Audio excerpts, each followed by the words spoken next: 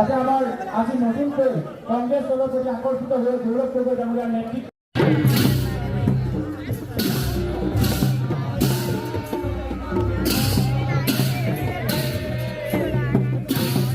আজি ঢেকিয়াজুলি শহীদ নগৰী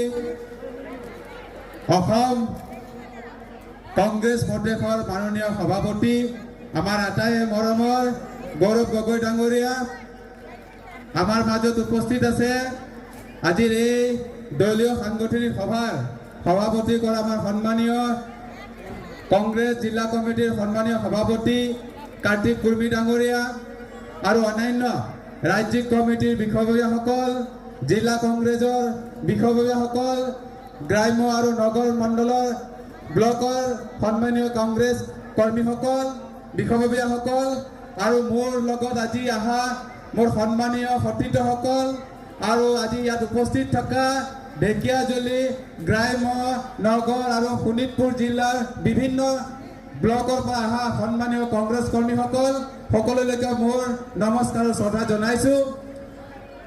আৰম্ভণিতে আপোনালোকৰ ওচৰত মই শ্লোগান এটা মই বিচাৰিম সকলোকে, কংগ্ৰেছ আই, কংগ্ৰেছ আই, কংগ্ৰেছ আই, মল্লিকাৰ্জুন খাৰ্গে, মল্লিকাৰ্জুন খাৰ্গে, ৰাহুল গান্ধী, ৰাহুল গান্ধী, গৌৰৱ গগৈ, গৌৰৱ গগৈ, মনোজ চৌহানজী, মনোজ চৌহানজী, ধন্যবাদ। আজি আপোনালোকৰ সন্মুখত মই আহিছোঁ। আজি আনুষ্ঠানিকভাৱে মই কংগ্ৰেছ দলত যোগদান কৰিছোঁ। যোৱা মই 4 তাৰিখে মই ভাৰতীয় জনতা পাৰ্টি মই ত্যাগ কৰিছিলোঁ। মোৰ কাহিনী যদি আপোনালোকৰ সন্মুখত 2 মিনিট মই ৰাখিব বিচাৰিছোঁ। ঢেকিয়াজুলি সমষ্টিত বিজেপি মই 2004 যেতিয়া মই জইন কৰিছিলোঁ, বিজেপিৰ অৱস্থা একেবাৰে নাছিল।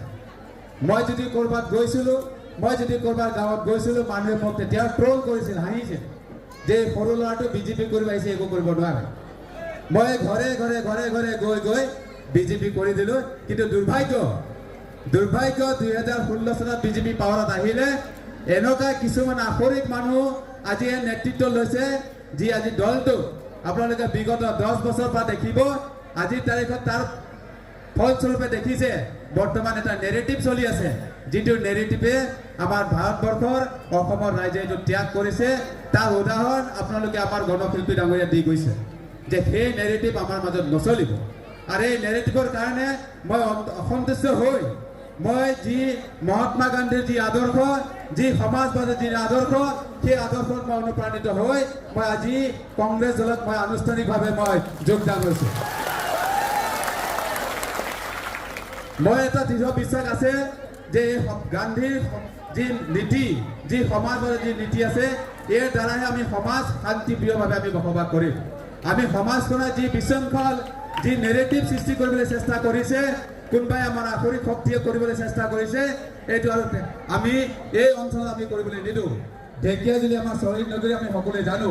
আমাৰ ইয়াত সেই সময়তে আমাৰ কংগ্ৰেছ কৰ্মীসকলে আমাৰ স্বাধীনতা দিছে ভাৰতবৰ্ষত। আমাৰ ঢেকিয়াজুলি আমি স্বাধীনতা পূৰ্ণতা পাইছোঁ। আৰু ইয়াত আমি সকলো জাতি ধৰ্ম আমি নিৰ্বিশেষে একেলগে বসবাস কৰিব লাগিব। আৰু আমাৰ মাজত ভাতৃত্ববোধেৰে আমি চলিব লাগিব। আৰু আমি এই ধৰণে আমাৰ এই গতিধাৰাৰে আমি সমাজখন আগুৱাই নিব লাগিব। ঢেকিয়াজুলি বিভিন্ন জাতি ধৰ্ম আমি একেলগে বসবাস কৰোঁ। আৰু সদায় এই সাতম পুৰুষে আমাৰ যি আমাৰ ঐক্য সম্প্ৰীতি আমাৰ সদায় আমাৰ মাজত থাকিব। আৰু ইয়াৰ কাৰণে আমি আৰু মই বিশেষকৈ মই ঢেকিয়াজুলিত মোৰ জীৱনৰ শেষ বিন্দুলৈকে, মোৰ প্ৰাণৰ শেষ বিন্দুলৈকে মই এই চেষ্টাৰে মই কাম কৰি যাম। আৰু কংগ্ৰেছক মই আজি কথা দিছোঁ, মই জীৱনৰ শেষলৈকে মই কাম কৰি যাম বুলি মই প্ৰতিশ্ৰুতি আপোনালোকৰ সন্মুখত দিছোঁ।